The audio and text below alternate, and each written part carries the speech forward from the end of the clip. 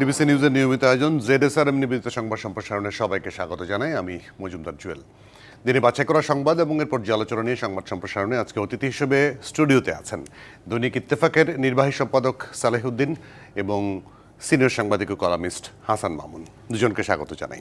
যেমনটা শুরুতেই জানাচ্ছিলাম, আজকে আমাদের অতিথি হিসেবে স্টুডিওতে আছেন দৈনিক ইত্তেফাকের নির্বাহী সম্পাদক সালেহুদ্দিন এবং সিনিয়র সাংবাদিক ও কলামিস্ট হাসান মামুন। দুজনকে আবারও স্বাগত। হাসান মামুনকে দিয়ে শুরু করি। ইরানের হামলা, ইরানে 37 ঘন্টা ফ্লাই করে আমেরিকা থেকে এসে স্থাপনায় হামলা করা হলো।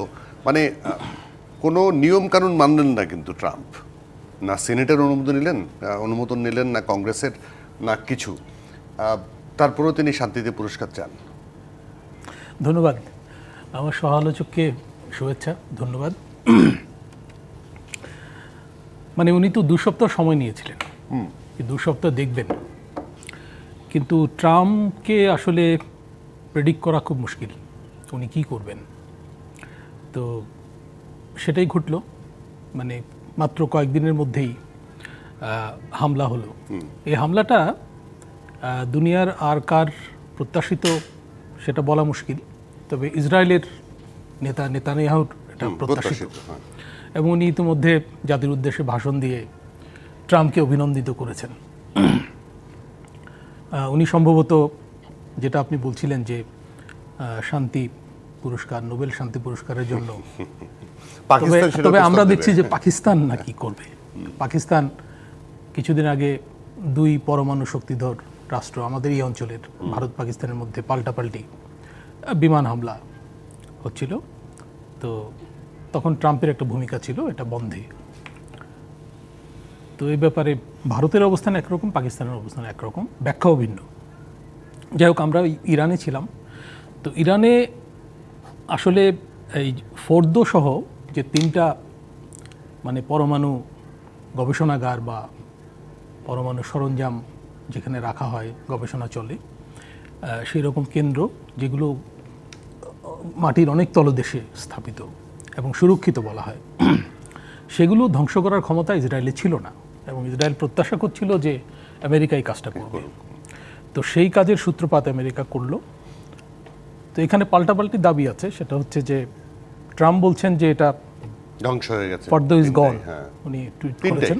কিছুক্ষণ আগে প্রতিরক্ষা মন্ত্রী বলেছেন ধ্বংস হয়ে গেছে। হ্যাঁ, এখন কথা হচ্ছে ধ্বংস হলেও ইরান ইতিমধ্যে সেখান থেকে পরমাণু সরঞ্জাম সরিয়ে নিয়েছে বলেই মানে ধারণা করা হয়। এবং এটা খুবই স্বাভাবিক, কারণ এটা নিয়ে কিন্তু আলাপ চলছিল যুদ্ধের শুরু থেকে, যে ইসরায়েলের টার্গেট তো ওইগুলো, ইরানকে এই কর্মসূচি থেকে মানে বিরত করা বা তার যাত্রাকে ব্যাহত করা।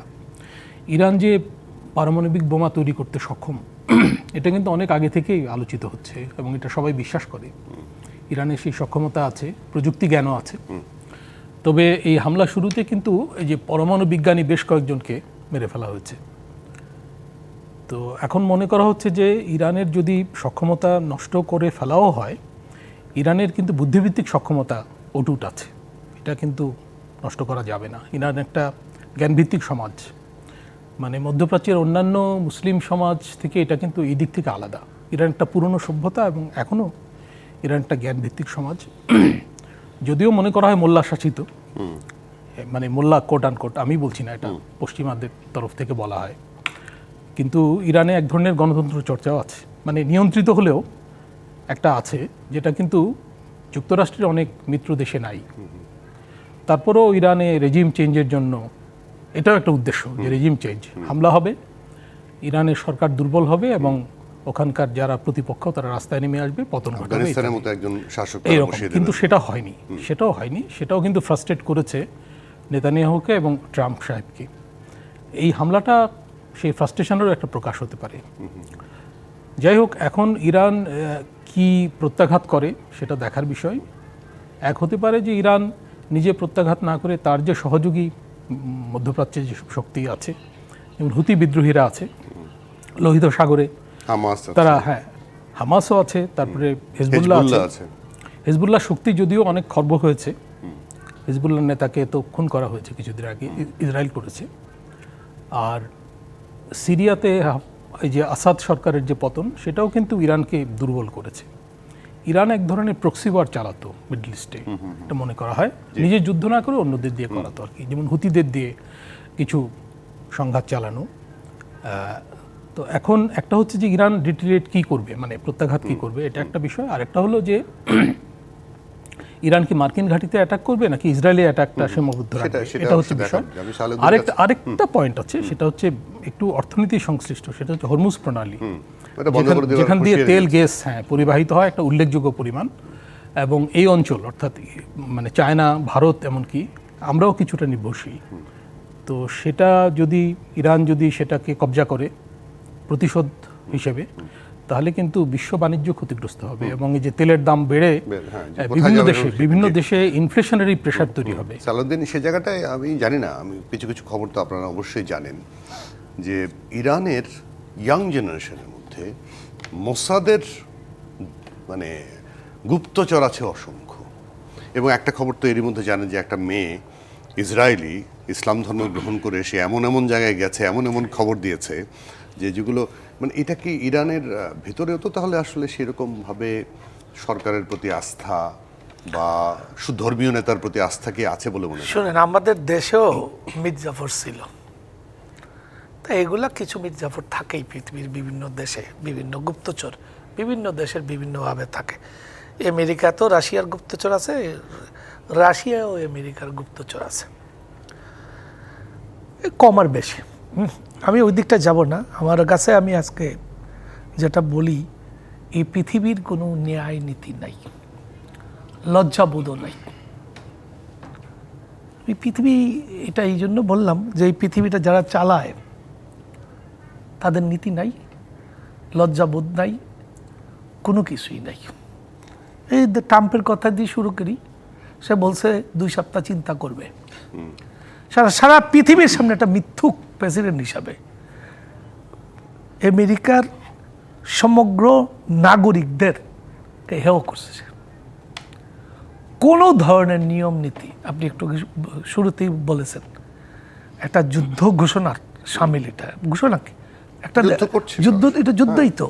আপনি তো আমেরিকার একটা যুদ্ধ করার একটা কাঠামো আছে, যেন আমাদের বাংলাদেশেও একজন প্রধানমন্ত্রী, একজন প্রেসিডেন্ট চাইলে যুদ্ধ ঘোষণা করতে পারবেন না, প্রেসিডেন্ট চাইলে পারবেন না, তাকে এই জরুরি অবস্থা জারি করতে হবে এবং প্রধানমন্ত্রীর লিখিত লাগবে।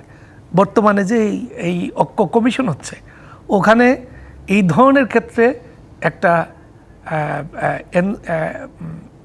একটা নিরাপত্তা কাউন্সিল থাকবে, এই নিরাপত্তা কাউন্সিলের অনুমোদন দেবে। আপনি আসেন, ওদের নিরাপত্তা কাউন্সিলের যে প্রধান তুলসী গিবার্ট, সে কি বলছে যে মাত্র কয়েক মাস আগে যে ইরানের কাছে এটা এই পারমাণবিক বোমা নাই। সে বলছে, সে ভুল বলে আগে তো তাকে চেক করা উচিত। আসলে সত্য বলছে। কেন সত্য বলছে আমি একটু বলে নিই। আপনি দেখেন 1968 সালে পারমাণবিক অস্ত্র নিরস্ত্রকরণ চুক্তিতে ইরান স্বাক্ষর করছে। 70 সালে, আজকে না, 70 সালে ইরান ঘোষণা করছে যে আমি পরমাণু বোমা মুক্ত দেশ। আপনি জানেন যে ইসরায়েলের হাতে, এই মধ্যপ্রাচ্যের মধ্যে ইসরায়েলের হাতেই একমাত্র বোমা আছে, পারমাণবিক বোমা 70টা আছে। সারা পৃথিবীতে 9,500 পারমাণবিক বোমা আছে। এটা আমার কথা না, বিবিসির কথা। আরো অনেক আন্তর্জাতিক স্বীকৃত, তার মধ্যে 70টাই হচ্ছে ইসরায়েলের হাতে। হ্যাঁ, এর 70টা হচ্ছে ইসরায়েলের, এবং সর্বোচ্চ বেশি হচ্ছে রাশিয়ার। আপনার ইসরায়েলের হাতে থাকতে পারবে, সেই ইরানের হাতে থাকতে পারবে না। আপনি আরো খেয়াল করেন, এটা হচ্ছে এরকম, সহজভাবে যদি বলি, গ্রামের একটা মুরল 7 তলা দালান বানাইছে, তার পাশে এক লোক রড সিমেন্ট নিয়ে আসছে। ওই লোক মনে করছে সে দালান বানাবে, আয়সা বলছে তুমি দালান বানাইতে পারবে না। সে বলছে আমি তো দালান বানাবো না, আমি একটা দেয়াল দেবো। বললেন দেয়ালও তুমি করতে পারবে না। ইরান বারবার বলছে যে আমার কোনো পারমাণবিক বোমা, সে ঘোষণাই দিছে। এবং সে কিন্তু আরো খেয়াল করেন, সে এই যে আপনার পারমাণবিক অস্ত্র নিরস্ত্রকরণ যে চুক্তি, এই চুক্তির স্বাক্ষরকারী রাষ্ট্র হচ্ছে ইরান। ইসরায়েল কিন্তু এই চুক্তিতে স্বাক্ষর করে নাই। এমনকি জাতিসংঘের যে পরমাণু সংস্থা, সেটা ইরানে পরিদর্শন করছে, সবসময়ই করে, এবং তাদের নজরদারির মধ্যে আছে। ইসরায়েল কিন্তু এটা কোনোদিন অনুমতি দেয় নাই। আপনি এইটা কোন ইয়েতে, আমার তো মনে হয় যে আমরা যে একটা সভ্যতার লেবাস পরে রাখছি, একটা জাতিসংঘ নামে একটা বাহিনী বানাইছি, পরমাণু শক্তি সংস্থা, নানা শান্তি সংস্থা বানাইছি, জাতিসংঘের নানান ধরনের সংস্থা আছে, এবং বাংলাদেশ আমার কাছে তো মনে হয়, আমি একজন নাগরিক, ক্ষুব্ধ নাগরিক হিসেবে বলতে পারি, বাংলাদেশের উচিত হইল এই জাতিসংঘের যে সদস্য চাঁদা দেওয়া বন্ধ করা, কারণ এগুলো কোনো কাজ নাই তো। আচ্ছা, এখন আসেন এগুলো কেন হচ্ছে? আমেরিকা এই লজ্জাহীনভাবে এই যে এই যে আক্রমণটা করলো, এর কারণ হচ্ছে পৃথিবীর শক্তির ভারসাম্যটা নষ্ট হয়ে গেছে। রাশিয়া এবং চায়না, তারা এখন পর্যন্ত যা আছে লিপ সার্ভিস দিচ্ছে। ইরানের সঙ্গে রাশিয়ার অনেক চুক্তি আছে, মানে সব ধরনের চুক্তি আছে, শুধু ওই শব্দটা ঢুকানো হয় নাই যে আমি আক্রান্ত হইলে তুমি আমাকে সাহায্য করবা, তুমি আক্রান্ত হইলে আমি সাহায্য করবো। এই শব্দ ছাড়া আর সব ধরনের সহযোগিতামূলক আছে। যদিও এইটা আবার আমাদেরকে, আমি যদিও এটা এই অন্য কারণে বলি, কিছু কৌশলগত ব্যাপার থাকে। রাশিয়া এবং চায়না যদি বলতো ইরানে হামলা হইলে আমরা ইরানকে এই হামলা ইরান না পক্ষে আছে এক জিনিস, আমরা ইরানকে গেলে প্রতিহত করার জন্য যা যা করা লাগে করব, তাহলে আমেরিকা 7 বার ভাবতো। কিন্তু এইখানে আবার বিপদের বিষয় আছে কি, ইরান ধ্বংস হয়ে যাক, আমি বাইসা থাকলে তো হইল। বিপদে হলো দ্বিতীয় বিশ্বযুদ্ধ কেমনে হয়েছিল, ওই যে জাপান, মার্কিন যুক্তরাষ্ট্র কিন্তু দ্বিতীয় বিশ্বযুদ্ধ অংশ নিছিল না, কিন্তু জাপান একটা বোমা দিতে এই যে মার্কিন যুক্তরাষ্ট্রের জাহাজের উপরে ফালাই দিয়েছিল। তখন মার্কিন যুক্তরাষ্ট্র এটার মধ্যে অংশীদার হয়, এবং এই যুদ্ধে বিজয় লাভ করে মার্কিন যুক্তরাষ্ট্র পৃথিবীর সুপার পাওয়ার হয়ে যায়। আমাদের এইটা একটা সভ্যতা বিরোধী একটা কাজ হয়েছে। এই যে জাতিসংঘের যে নীতি আছে, বিশ্ব যে একটা কাঠামো আছে, এগুলার লঙ্ঘন হয়েছে। একদম পরিষ্কার। আমরা একটা বিরতি নিতে হয়, বিরতি নিয়ে ফিরে এসে আমি অন্য আলোচনায় যাবো। দর্শক আপনাদের সঙ্গে থাকবেন, আপনারা আছেন ZSRM নিবেদিত সংবাদ সম্প্রসারণের সঙ্গে। বিরতি করে আবার স্বাগত। ZSRM নিবেদিত সংবাদ সম্প্রসারণে আমাদের সঙ্গে স্টুডিওতে অতিথি হিসেবে আছেন দৈনিক ইত্তেফাকের নির্বাহী সম্পাদক সালেহউদ্দিন এবং সিনিয়র সাংবাদিক ও কলামিস্ট হাসান মামুন। দুজনকে আবারও স্বাগত। হাসান মামুন, মানে বাজেট অনুমোদন হয়ে গেল আজকে, কালো টাকা সাদা করা রাখা হলো না এক ধরনের, তারপর একটা প্রচ্ছন্ন আছে যেটা আগে থেকে আইনে ছিল, 10% প্লাস 10% দিয়ে যেটা ডিক্লেয়ার করতে হবে আমি কোত্থেকে টাকাটা অপ্রদর্শিত আয়। কিন্তু বাজেট নিয়ে যেটা বারবার সমালোচনা হচ্ছে, আজকে সিপিডিও বললো যে মূল্যস্ফীতি কমানোর সেরকম কোনো কার্যকর কৌশল নাই, কেন থাকলো না? হ্যাঁ, বাজেটটা আশাব্যঞ্জক হয়নি, উৎসাহব্যঞ্জক হয়নি। প্রথমে বলি যে এই বাজেট নিয়ে কিন্তু আলাপ আলোচনা এবার খুব কম হয়েছে। বাজেট পেশ করার আগেও কথাবার্তা কম হয়েছে, এমনকি চেম্বারগুলোর সঙ্গেও সরকার কিন্তু তেমন আলোচনা করেনি। আরেকটা হচ্ছে যে যেসব রাজনৈতিক দল এই সরকারের ভিত্তি, যাদের অনুমোদনে এই সরকার এসছে, তাদের সঙ্গেও কিন্তু সরকার উদ্যোগী হয়ে কথাবার্তা বলেনি।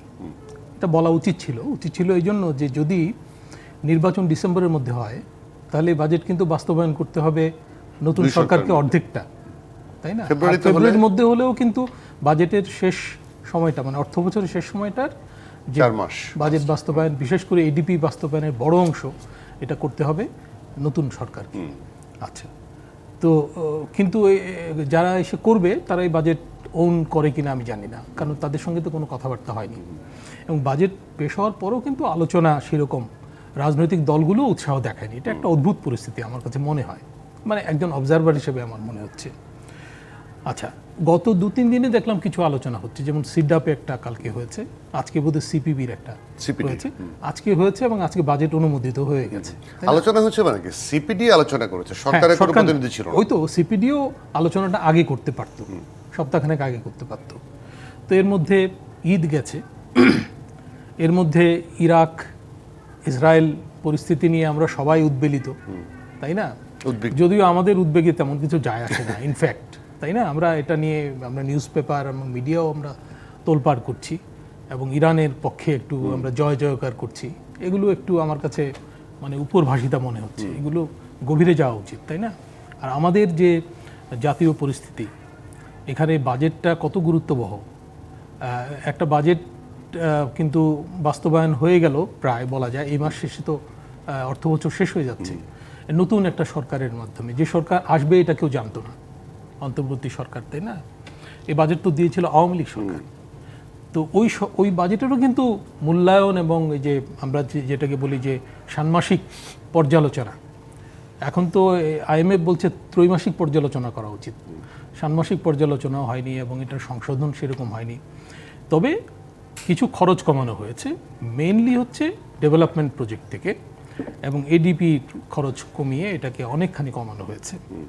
আচ্ছা, 46,000 কোটি টাকার মতো। পাশাপাশি হচ্ছে যে এবার যে নতুন বাজেট হয়েছে সেখানেও ADPর সাইজটা ছোট। ওয়াহিদুদ্দিন মাহমুদ সাহেব, উনি পরিকল্পনা উপদেষ্টা, উনি কালকে একটা র্যাপিডের একটা অনুষ্ঠানে উনি অনেকগুলো ইন্টারেস্টিং কথা বলেছেন। উনি বলেছেন যে খরচ কমানো সম্ভব সরকারি খাতে। কিছু খরচ আছে বৈধ ভাতা কিন্তু উপরির মতো, সেগুলো অন্তত কমানো যায়, অন্যান্য অপচয়ও কমানো যায়।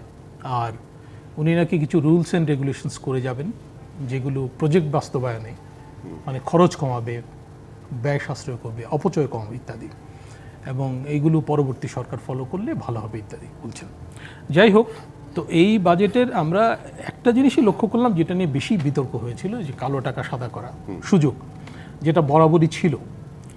মাঝে দুয়েক অর্থ বছরে সম্ভবত খালেদা জিয়ার প্রথম শাসনামলে একবার ছিল না, 1 বছর, এটা কিন্তু ছিলই, এরশাদ আমল থেকে শুরু ছিলই এবং কেউ এটা বাদ দেয়নি। কিন্তু এতে যে উপকার হয়েছে তা কিন্তু না। বোধহয় 47,000 কোটি টাকা এ পর্যন্ত কালো টাকা সাদা হয়েছে, পরিমাণের দিক থেকে খুবই সামান্য। আমাদের বাজেট কিন্তু এই যে বাজেট দেওয়া হয়েছে 7,90,000 কোটি, তো এর মধ্যে এটা মানে দীর্ঘদিন ধরে 50,000 কোটিও এটা সাদা হয়নি টাকা, তাই না? আর একটা হয়েছে যে আওয়ামী লীগ আমলের শেষ দিকে কিন্তু বিদেশ থেকে পাচারকৃত টাকা ফেরত আনার জন্য সুবিধা দেওয়া হয়েছিল, যে এই টাকা ফেরত আনাতে হবে, একটা পয়সা ফেরত আসে। এই সরকারের আমলেও তো উদ্যোগ আছে যে যেসব পাচার হওয়া টাকা, এবং ইনুস সাহেবের যে লাস্ট সফর ইয়েতে ব্রিটেনে, সেটার একটা টার্গেট কিন্তু ছিল এই নিয়ে আলাপ আলোচনা করা, এমনকি ব্রিটেনের প্রধানমন্ত্রীর সঙ্গে যে বৈঠকটা হয়নি। এই জন্য বাংলাদেশ ব্যাংকের গভর্নর এবং দুদক চেয়ারম্যানকে উনি সঙ্গে করে নিয়ে গিয়েছিলেন, তাই না? তো এটা নিয়ে নানা রকম স্পেকুলেশনস আছে যে ওই জন্যই নাকি উনি বসতে চাননি, কারণ টিউলিপের সঙ্গে ওনার বন্ধুত্ব আছে ইত্যাদি। এগুলো হচ্ছে মানে আমি জানি না, ষড়যন্ত্র তত্ত্ব। তো যাই হোক, তো ওখানে অন্য একটা বৈঠক হয়েছে যেটা গুরুত্ববহ, সেটা হচ্ছে যে আমাদের নির্বাচনের সময়সীমা নিয়ে সময়সীমা এগিয়ে আনা হয়েছে মানে একটা সম্ভাবনা দেখা দিয়েছে যে ফেব্রুয়ারিতে নির্বাচন হতে পারে। যাই হোক, তো যেটা বলছিলাম, ফেব্রুয়ারিতে নির্বাচন হলেও মানে নতুন সরকারকে কিন্তু আবার আরেকটা বছরের বাজেট দিতে হবে। তো এটা ভালো হতো যদি ডিসেম্বরের মধ্যে, আমি ব্যক্তিগতভাবে মনে করি ডিসেম্বরের মধ্যে নির্বাচনটা হয়ে গেলে প্রশাসন, নতুন সরকারের প্রশাসন ইত্যাদি যারা বাজেট প্রণয়নের সঙ্গে যুক্ত, তারা নতুন অর্থ বছরের যে দিক নির্দেশনামূলক বাজেট হওয়ার কথা, কারণ নতুন সরকার তো এসে একটা দিক নির্দেশনা দেবে, এবং এটা ইনভেস্টররা, ব্যবসায়ীরাও কিন্তু চায় দিক নির্দেশনাটা, তাই না? যেটা 5 বছর ফলো করা হবে মোটামুটি, এতে বিদেশি বিনিয়োগও বাড়ার চান্স।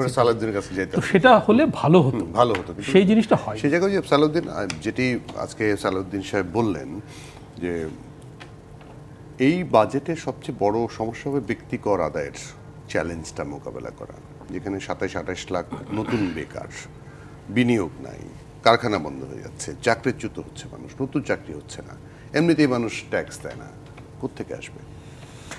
না, আমি এর আগে ওই বাজেটের মূল কথাটা একটু বলে নেই। কালো টাকা সাদা না, সেটা হলো এই বাজেটটা কি জুলাই অভ্যুত্থানের বাজেট হয়েছে? না, এটা তো সবাই বলছে হয়নি। অর্থ উপদেষ্টা নিজেই বলছেন এটা গতানুগতিক বাজেট হয়েছে। কিন্তু এই সরকারে 4 জন অর্থনীতিবিদ আছেন। অর্থ উপদেষ্টা নিজে একজন অর্থনীতিবিদ, ইউনূস সাহেব নিজে অর্থনীতিবিদ, ডক্টর ইউনূস নিজে অর্থনীতিবিদ, এবং তার 3 বন্ধু। ডক্টর ওয়াহিদুদ্দিন মাহমুদ একজন অর্থনীতিবিদ, আর একজন অর্থনীতিবিদকে অস্ট্রেলিয়া থেকে হায়ার করে নিয়ে আসা হয়েছে, ডক্টর আনিস। যেমন 4 জন অর্থনীতিবিদ আসলে উনি কিছু মৌলিক কথা বলছেন। জ্বালানি উপদেষ্টাও একজন অর্থনীতিবিদ। উনি একটা মৌলিক কথা বলছেন যে আগামী ফেব্রুয়ারিতে ইলেকশন হলে হয়তো 1-2 মাসের 3 মাসের জন্য থাকতো, থাকুক আর না থাকুক, এটা একটা অন্তর্বর্তীকালীন সরকার, গণ অভ্যুত্থানের ম্যান্ডেট একটা সরকার হয়েছে, ঠিক আছে। কিন্তু এই সরকারের শক্তির উৎস কি? রাজনৈতিক দল, তাই তো? রাজনৈতিক দল শক্তির উৎস হিসাবে কিভাবে মেনে নেওয়া হয়? যে জনগণকে পরিচালিত করে রাজনৈতিক দল। রাজনৈতিক দলগুলোর সঙ্গে একটা ডায়লগ হবে না? সেই এই অর্থ উপদেষ্টা অনেক ভালো মানুষ, সৎ মানুষ। ওনার সততার গল্প হইলে কি বলবো, ওনার মেয়ের জামার অ্যাকাউন্ট উনি বন্ধ করে দিয়েছেন। এই নিয়ে অনেক জায়গায় মেয়ে ওনার বন্ধুদের কাছে,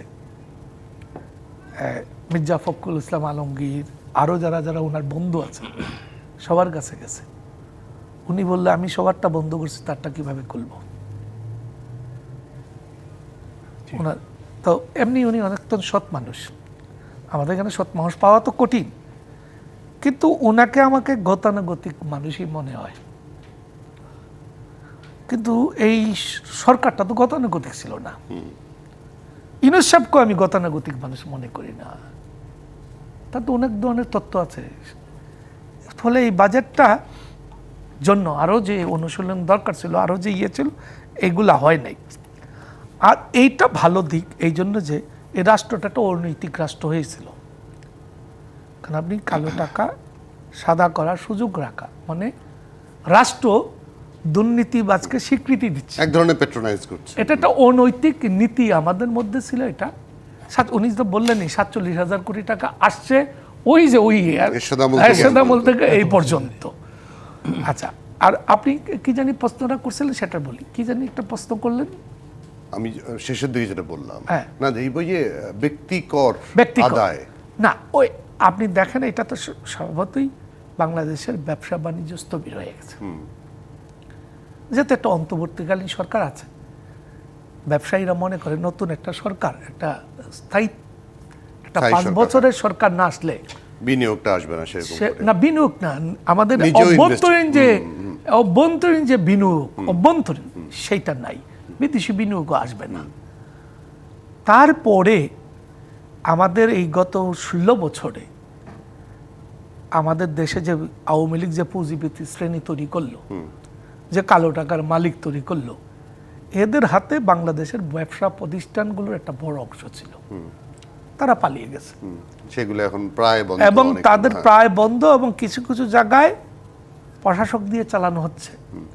প্রশাসককে একজন আমলা, একজন বেতনভুক্ত কর্মচারী, সকালে ওই একজন মালিক তার প্রতিষ্ঠানকে যে দরদ দিয়ে চালায়। আমি সেই জায়গাটা একটু বিরতি নিয়ে এসে একটু আলোচনা করব, কারণ হচ্ছে সেই জায়গাটা একটু রিকনসিলেশন করে, কারণ এই ব্যবসাগুলোর সাথে হাজার হাজার কর্মচারী, হাজার হাজার মানুষ জড়িত, তাদের মানে রুটি রুজি জড়িত, দেশের সম্পদ জড়িত। সেইটা রিকনসিলেশন করে তাদেরকে কাজের মধ্যে রেখে তাদের একটা জরিমানা হতে পারতো, সেটা করা যেত কিনা, তাহলে এই টাকাটা এই কোম্পানিগুলো এই বেকারত্ব কিন্তু বাড়তো না। আমি এই জায়গাটা আলোচনা আসবো। দর্শক আপনারা আছেন ZSRM নিবেদিত সংবাদ সম্প্রসারণে, একটা বিরতি পরে আবার স্বাগত। ZSRM নিবেদিত সংবাদ সম্প্রসারণে আমাদের সঙ্গে স্টুডিওতে আছেন দুজন সিনিয়র সাংবাদিক, সালেউদ্দিন এবং হাসান মামুন। দুজনকে আবার হাসান মামুন, যে প্রশ্নটা আমি রেখে গিয়েছিলাম সালেউদ্দিনের কাছে, তার কাছে যাওয়ার আগে আপনার কাছ থেকে হয়ে আসে যে এই গোটা দেশের যারা সুবিধাভোগী আওয়ামী লীগের, তারা তো মোটামুটি যা করার করেছে, কিন্তু এটা যদি রিকনসিলিয়েশনের মধ্যে রেখে এদেরকে একটা লিস্ট করে এদের শাস্তি হবে, আপনার তোমরা চুরি করছো, এই টাকাটা ফেরত দাও, আর দেশের অর্থনীতির চাকা চলতে হবে, এখন যেটা একদম স্থবিরতা দেখা দিয়েছে, সেটা করলে ভালো হতো কিনা আমি জানি না। হ্যাঁ, রিকনসাইল তো করার কথাই, এটা খালি অর্থনীতি না, রাজনীতির ক্ষেত্রেও।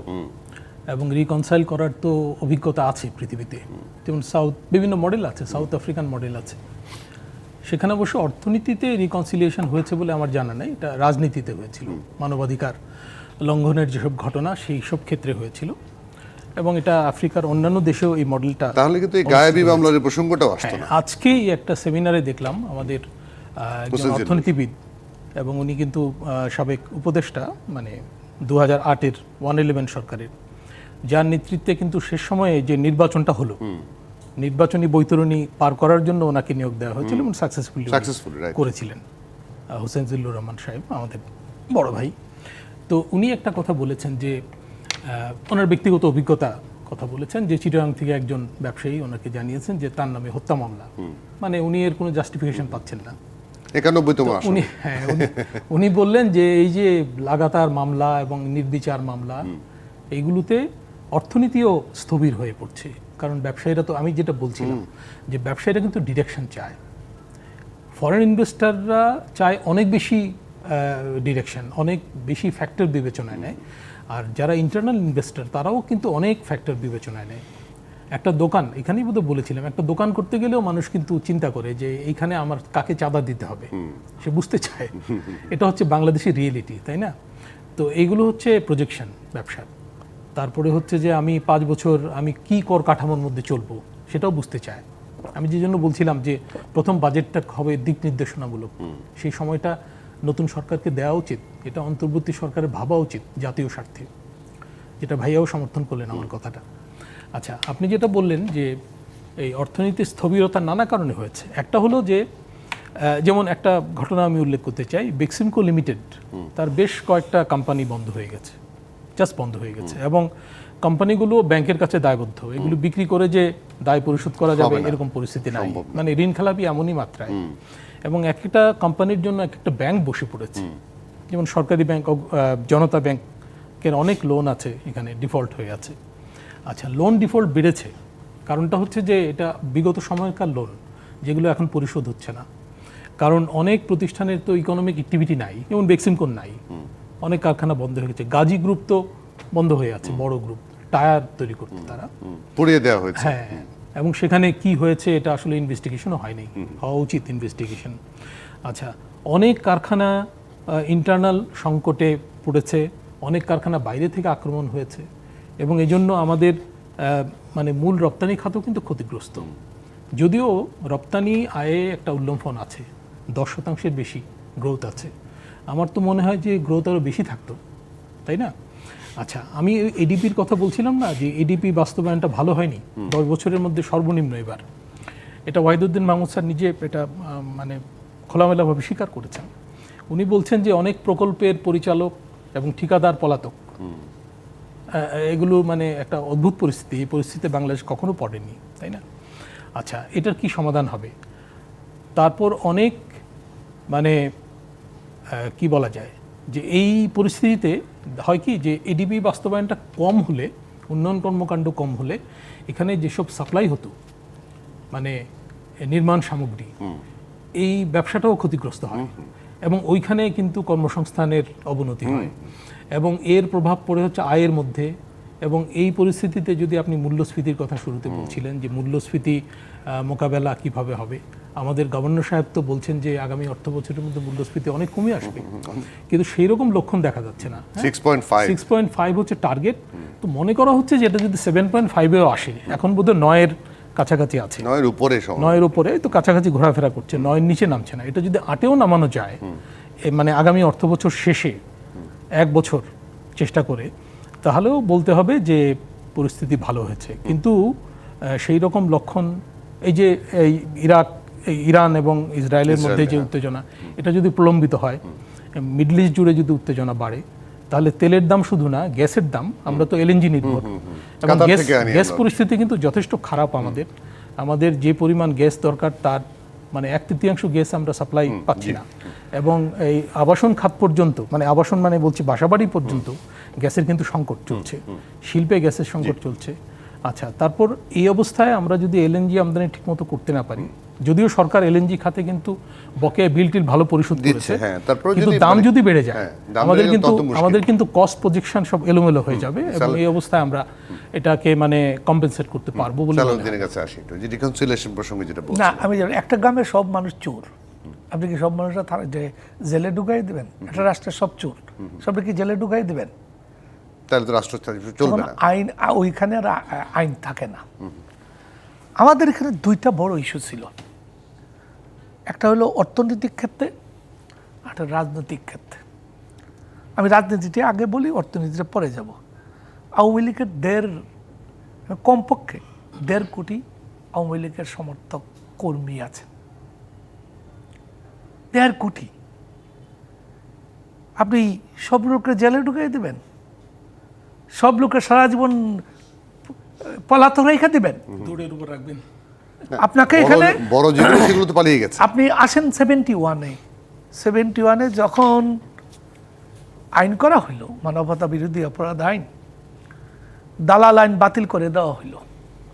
দালাল আইনে যারা যারা গ্রেপ্তার ছিল সবাইকে মুক্তি দেওয়া হইল, সাধারণ ক্ষমা। সাধারণ ক্ষমা দিয়ে কি বলা হইল? বঙ্গবন্ধু কি বলতেন? এক গড়ে মুক্তিযোদ্ধা, এক গড়ে রাজাকার, কারে তুই কারে ধরি। তাহলে রাজাকার যে হয়েছে তার ধরার দরকার নাই। ছেলে মুক্তিযোদ্ধা, বাবা যে রাজাকারী করছে, হত্যা করছে, ধর্ষণ করছে, তাদের বিরুদ্ধে এই আইনটা হয়েছিল। আপনি এখন কি করবেন? যেসব রাজনৈতিক নেতারা লুটপাট করেছে, গণহত্যায় অংশ নিচ্ছে, জুলুম করছে, আরো অনেক কিছু করছে, কারো টাকা পাচার করছে, এই সংখ্যা কত হবে? 1000, 2000, 5000, 10,000? 10,000-এর বিচার আপনি তো সব মানুষের বিচার করা লাগে না। বিচার কি বিচার করার জন্য হয়? বিচার হচ্ছে সমাজ যেন শৃঙ্খলিত থাকে, একজনকে দেখে যেন আরেকজন শিখে। আপনি 1000 লোকের বিচার করেন আর কোনো ভালো উপযুক্ত বিচার করেন, দেখবেন যে এটা একটা সফল আপনি পাবেন। করেননি। আপনি দেখেন ব্যবসা প্রতিষ্ঠানগুলোর, আমি এই উপদেষ্টা পরিষদের অদক্ষতাই বলবো, যোগ্যতার অভাব, চিন্তা ভাবনা, জ্ঞানের অভাব। বড় বড় প্রতিষ্ঠান, আমি আগেই বলছিলাম যে 16 বছর আওয়ামী লীগ ছিল, বাংলাদেশের বড় বড় ব্যবসায়ী প্রতিষ্ঠান তাদের হাতে। কেন ব্যাকসিমকো বন্ধ হয়ে যাবে? উপযুক্ত লোক দিয়ে এখানে একটা পরিচালনা পরিষদ করা যেত, আমরা দিয়ে না। শুধু আমাদের একটা ট্রেডিশন হয়েছে, কিছু হইলেই অমুক মন্ত্রণালয়ের একজন জয়েন্ট সেক্রেটারি, এডিশন সেক্রেটারিকে বসায় দাও। সমপর্যায়ের ব্যবসায়ী আছে না? হ্যাঁ, বাংলাদেশে ভালো বড় ব্যবসায়ী আছে না? এমনকি সালমান এফ রহমানের সঙ্গে আলোচনা করা হয়ে যেত যে তোমার এই ব্যবসা প্রতিষ্ঠানটা চালাইতে হলে তোমার 2 জন লোক মনোনীত দাও, আয় উপার্জন সব একটা জায়গায় থাকবে, এগুলা সব নিষ্পত্তি হলে যার মালিকেরা সে বুঝে নিবে, তাইলে প্রতিষ্ঠানটা সচল থাকতো। আজকে লোক এই যে আমরা কর্মসংস্থান দিতে পারি না, আমরা কর্মহীন করে ফেলছি। এটা কি খুব কঠিন কাজ ছিল? আপনি একটা ট্রুথ কমিশন করেন, যদিও ট্রুথ কমিশনের অভিজ্ঞতা 111-এর অভিজ্ঞতা খারাপ কি ওই ট্রুথ কমিশন করে হাইকোর্ট এটা ওকে বাতিল করে দিচ্ছে, কয় অপরাধের দায় মুক্তি হয় না। ভাই আমরা একটা জায়গায় তো যাইতে হবে, তাহলে কি জায়গায় যাব? ইয়াতে কোরিয়া একটা ঘটনা ঘটেছিল বহু আগে, কত বছর আগে, 50 বছর, 50-এর দশক না বাকি তার আগে ভুলে গেছি। সেটা হইলো সমস্ত রাজনীতিবিদ যারা দুর্নীতিরা বিদেশে টাকা পাচার করছিল সবগুলোকে বেদে স্টেডিয়ামে নিয়ে গেছিল, কুটির সাথে বেদে বলছিল এখন তোরা কোথায় কোথায় টাকা পাচার করছ, ওই টাকা আন, তারপরে সারা পাবে। সব টাকা চলে আসছিল। আপনি এই ব্যবস্থা অসম্ভব ব্যবস্থা, আরে পৃথিবীর মধ্যে সভ্যতা কই রইল এখন? সৌদি আরবে হয়েছিল। ফলে আমরা হচ্ছে কি সঠিকভাবে দেশটা চালাবার অনেক পথ আছে, এই সম্ভাবনা দেশটাকে আমরা সঠিকভাবে চালাতে পারি। একদম সালাউদ্দিন, আপনাকে অনেক ধন্যবাদ। হাসান মামুন, আপনাকে ধন্যবাদ আজকে আমাদেরকে সময় দেওয়ার জন্য। দর্শক আপনাকে ধন্যবাদ, আপনারা যারা এতক্ষণ ছিলেন। এই ছিল জেডএসআর নিবেদিত আজকের সংবাদ সম্প্রসারণে। ডিবিসির সঙ্গে থাকবেন।